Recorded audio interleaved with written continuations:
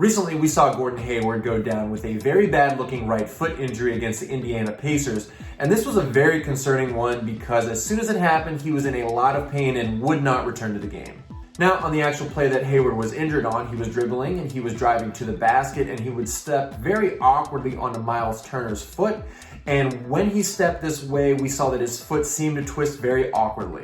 After the injury, Hayward would leave the game, and it has just been released by sources that he is in fact dealing with something known as a right foot sprain, and he's expected to miss 4 weeks until he's reevaluated. Now, the specific type of sprain that Hayward is dealing with has not yet been released. However, based on the mechanism of injury, we can speculate an area of the foot that's involved.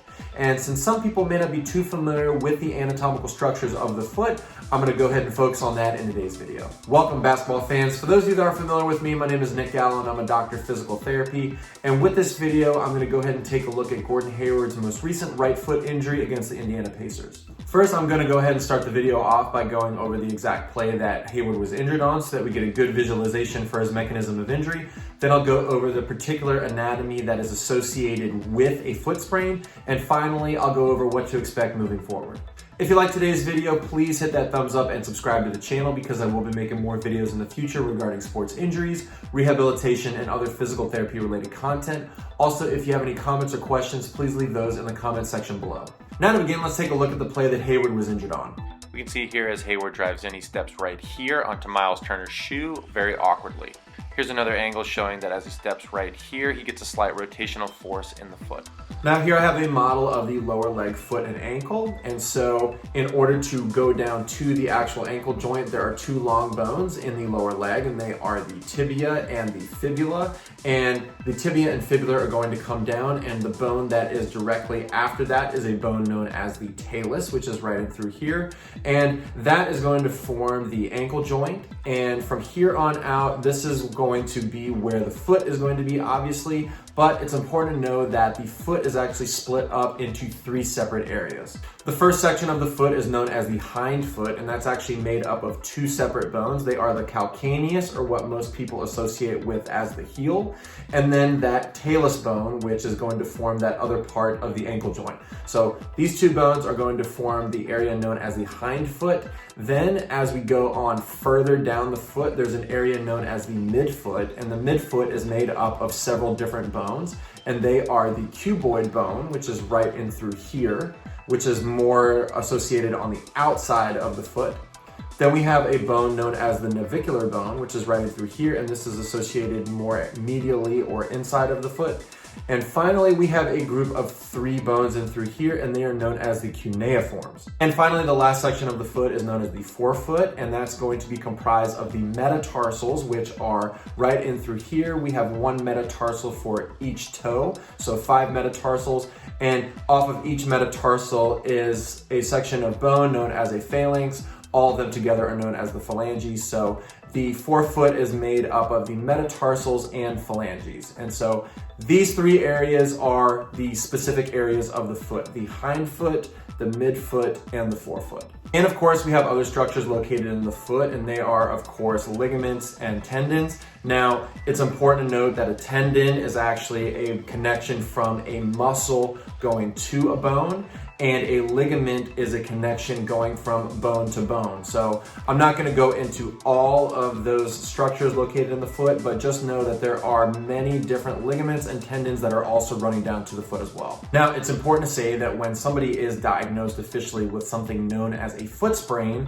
this is a very general term, and this could mean that the person is having issues with one or many of those different areas of the foot, and one or many different types of structures can also be involved in the foot. Unfortunately, at this time with Hayward's case, they have not released specifically what's going on with the sprain, what structure or what area of the foot is being affected. But just know that when somebody says they're dealing with a foot sprain, this is more of a general term until it is released specifically as to what's being affected. Now, that being said, when a person is dealing with a foot sprain, it's very commonly that the person is dealing with a midfoot sprain. So they're dealing with a sprain to a ligament located in that midfoot area where those cuneiform bones, the cuboid, the navicular are all located. And It's important to also say that the midfoot is actually associated with the arch in the foot as well. So when a person is said to have a foot sprain of some sort, most commonly it is located within that midfoot area. Now, a common mechanism of injury for these midfoot sprains is when a person is going to step awkwardly, or perhaps maybe they'll step onto something, and what that will cause a weird twisting of that foot area. And so that's kind of what we saw in Hayward's case. We saw that as he took a step onto Turner's foot very awkwardly, we saw that there was a slight rotation within that foot, which leads me to believe that he's potentially dealing with a sprain of the midfoot. But however, like I said before, I don't know specifically, and I'm just going based off of the video and the commonality of this injury. Now, like most injuries, there is a grading system for these foot sprains, and they are grades 1, 2, and 3. Now, with a grade 1 foot sprain, typically a person is going to have a stretching, perhaps some micro tears of that affected ligament. However, everything is going to be remaining intact. With a grade 2 foot sprain, the person is going to have some partial tearing of the affected ligament. And finally, grade 3, the person is going to have a complete rupture of that affected ligament. Now, a grade 1 foot sprain is classified as more of a minor sprain. A grade 2 is classified as more of a moderate sprain. And finally, a grade 3 is classified as more of a severe sprain. Now, let's go ahead and we'll talk about time frames. So with these minor to moderate sprains, typically a person is going to take anywhere between 2 to 4 weeks until they make a full recovery. And now, if a person is dealing with that severe sprain, that grade 3, this can take anywhere between 6 to 8 weeks, depending on the types of structures that are involved and, of course, the severity. As of right now, Hayward has been given that 4-week time frame before he's going to be seen for a reevaluation. So this, as of right now, is making me believe that he's dealing with more of those minor to moderate or grade 1 to grade 2 foot sprains. But like the other details of the injury, unfortunately, this has not been given to us at this time. Hopefully it is released in the future, but based on the time frame that there's talking about right now, it leads me to believe that he's dealing with a grade 1 to a grade 2. Now, when a person comes into physical therapy for a foot sprain, within those first 7 to 10 days, we're going to follow that acronym known as RICE, which stands for R for rest, I for ice, C for compression, E for elevation. Because as you can imagine, once a person has that foot sprain, they're going to be dealing with a lot of swelling, pain, tenderness, and potentially bruising to the affected area.